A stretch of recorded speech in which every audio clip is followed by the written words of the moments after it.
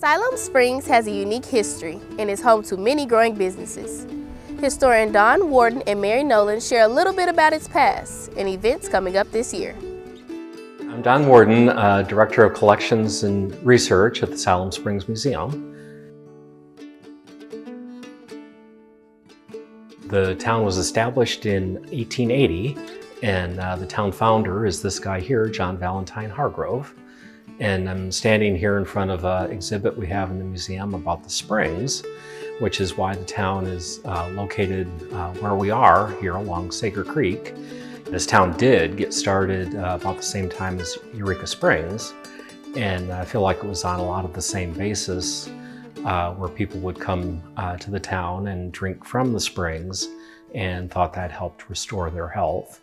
The whole idea of these springs was people would come here and drink, and I don't think any of the springs ever had a real high volume, but it was enough that a person could get a dipper of water out. And then they came and hung out in the parks. So there were a lot of concerts in the parks, especially in the early days, and people would come for those.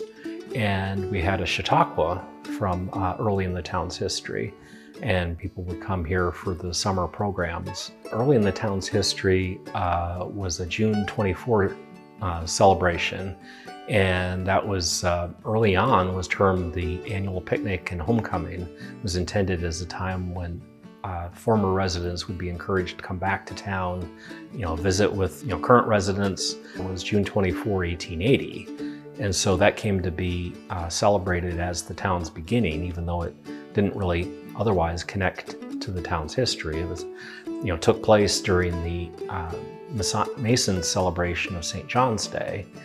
And so we've revived that now as the Heritage Festival.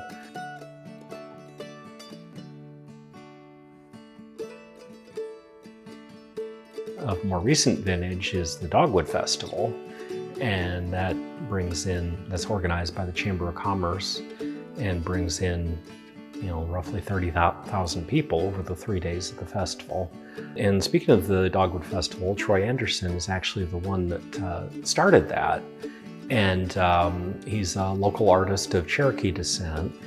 A couple years ago now, got an opportunity to get several pieces of his artwork. And he still produces bronze sculptures, and we have several of those. And he's also a painter in acrylics. And so we have some of those pieces. One of the things that struck me when I started this job was the variety of industries that were here.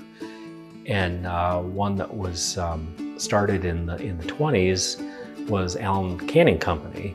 Simmons Foods was another local company and still headquartered in this town. And funding for our industry exhibit was provided by Lazy Boy. They have an important plant here, and that's been making chairs here since 1973. My name is Mary Nolan, and I am Director of Operations for the Siloam Springs Museum in Siloam Springs, Arkansas. One of the things we have as you walk in is a massive wall that just has a variety of pictures, and we call it a sense of place.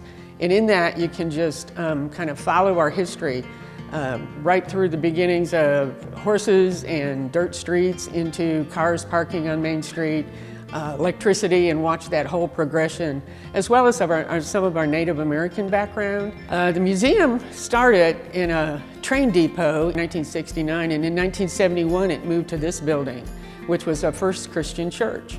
And the museum was here for several years. And then in 2018, the city assisted us with renovating the inside of the museum, so it looks completely different. They gutted the whole inside of it, and what you see today is a little bit more modern with movable walls that we can change for different exhibits. We have a lot of natural light that comes in now, and we have lights and spotlights that we can move and adjust according to whatever the exhibit calls for at that time. We also have a room for a meeting room and an exhibit room, which gives us a little more space. They gave us a loft, and that's where the offices are. So the main floor gallery space is just used for that purpose. We will have an open house with Troy Anderson on March 4th. From 6 to 6:30, we have a membership list, and we've invited them to come in first, and then the public is invited to come in. Troy will present his sculptures to us and tell us a little bit about the history and why he chose that subject to go ahead and make a bronze sculpture of, and maybe a little bit about the history of some of his historic paintings. We do have a Facebook page, and we also have a website page. We're located at 112 North Maxwell Street, which is just a block up off of Broadway. We have a phone number, is 479-524-4011.